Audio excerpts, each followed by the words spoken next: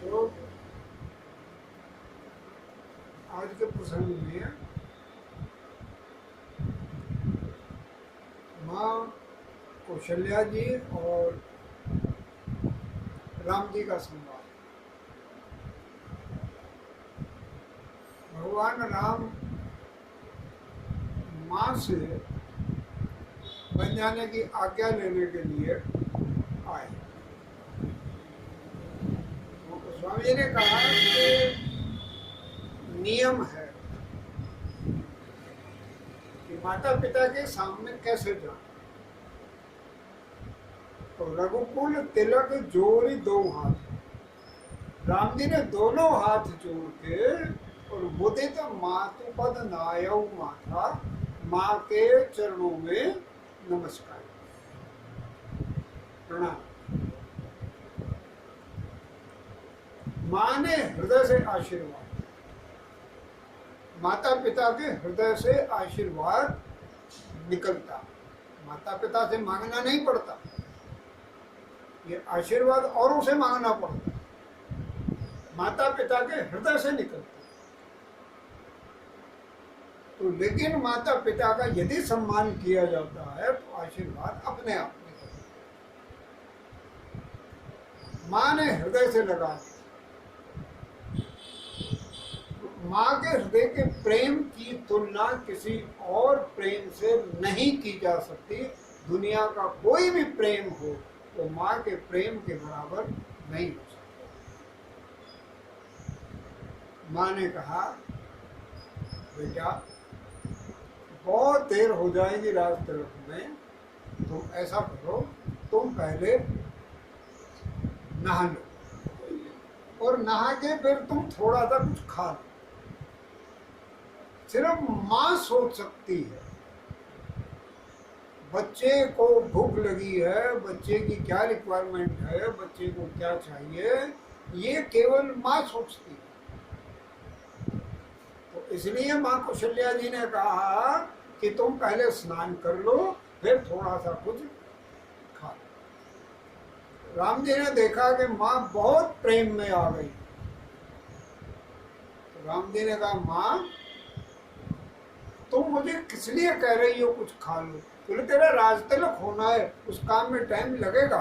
बोले मेरा राज तिलक तो हो गया। पिता दीन मोई कानन राजू, जहाँ सब भांति मोर बड़का। राम नेगेटिव नहीं हो, राम नकारात्मक नहीं है। जीवन में नकारात्मक कभी नहीं होना चाहिए। राम उस परिस्थिति में भी नकारात्मक नहीं हुए, अपने विचारों को सकारात्मक ही रखा, उन्होंने पॉजिटिव ही रखा। बोले पिता ने मुझे, ओहो मेरे पिता ने तो मुझे वन भेज दिया, मेरे पिता ने तो मेरे ऊपर आपत्तियां डाल दी। ऐसा नहीं, पिता ने मुझे जंगल का राज्य दे दिया और वहां मेरा सब प्रकार से हित होगा, कल्याण होगा। इसलिए माँ आप भी मुझे बहुत प्रसन्नता के साथ आशीर्वाद। माँ तो हक्की बक्की रहे, ये क्या हो गया, कैसे हो गया?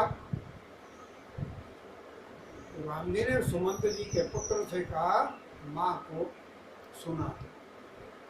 तो सुमंत जी का पुत्र साथ आया हुआ था, उन्होंने सारी बात जब माँ कौशल्या जी को सुनाई। माँ कौशल्या जी ने धैर्य नहीं खोया। ऐसी विपत्ति में भी अपने धैर्य को जो नहीं खोता वो धैर्यवान कहलाता, वो धैर्यशाली कहलाता। Everyone should be confident. माँ कौशल्या जी बड़ी कॉन्फिडेंट है। तो माँ कौशल्या जी ने एकदम सोचा, बहुरी समुचितीय धर्म सयान। माँ कौशल्या जी ने उस समय स्त्री के धर्म को समझा। मैं माँ हूं, लेकिन मैं महाराज दशरथ की रानी भी हूं। ये आज्ञा राजा दशरथ की है।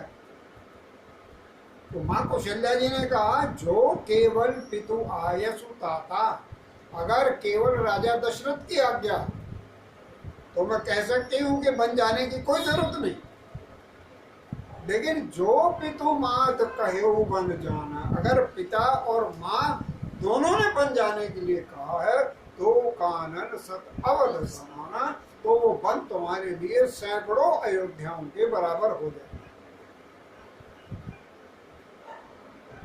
ये है परिवार को एक सूत्र में बांधे रखने का, सोचने का सकारात्मक तरीका। कैकेयी ने नेगेटिव सोचा, मां कौशल्या नेगेटिव नहीं हो सकी। कौशल्या मां कैकेयी ने केवल भरत का हित चाहा, लेकिन मां कौशल्या जी ने परिवार का हित चाहा। इसलिए मां कौशल्या जी कहती हैं कि मैं एक रानी भी हूँ, तो रानी होने के नाते मैं माँ भी हूँ, तो मैं माँ भी हूँ, रानी भी हूँ, इसलिए मेरा धर्म बनता कि भरत और राम दोनों राजा दशरथ के पुत्र, और गद्दी राजा दशरथ के पुत्र को मिल ली। तो अगर राम की वजह भरत को गद्दी मिल रही है तो इसमें मुझे कोई दुख नहीं, मुझे कोई आपत्ति नहीं है। लेकिन मुझे अगर कष्ट है तो सिर्फ इतना कष्ट है कि जब तुम चले जाओगे तो अयोध्या के लोग और यहाँ की सारी जनता और परिवार के सारे लोग बहुत दुखी हो। राम जी ने कहा माँ आप मुझे आज्ञा, मैं आपकी आज्ञा लेने के लिए हूँ, और आपकी आज्ञा की सिर्फ आप आज्ञा दें तो फिर मैं वन के लिए पढ़ूंगा। अभी ये बातचीत हो रही थी कि उसी समय सीता जी आ गई। सीता जी मुंह से कुछ नहीं बोली।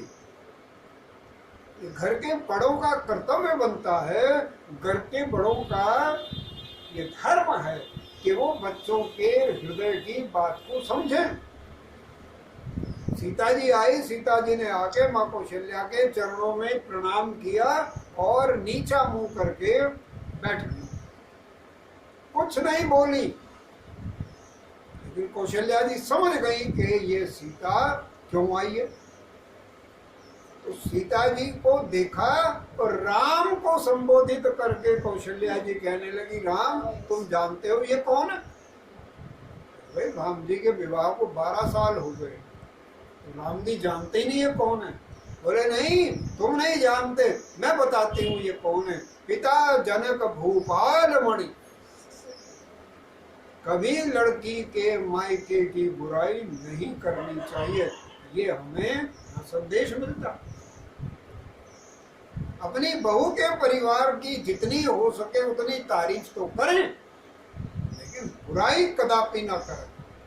माँ कौशल्या जी ने कहा पिता जनक भूपाल मणि, अरे इसके जो पिता हैं वो राजाओं में श्रेष्ठ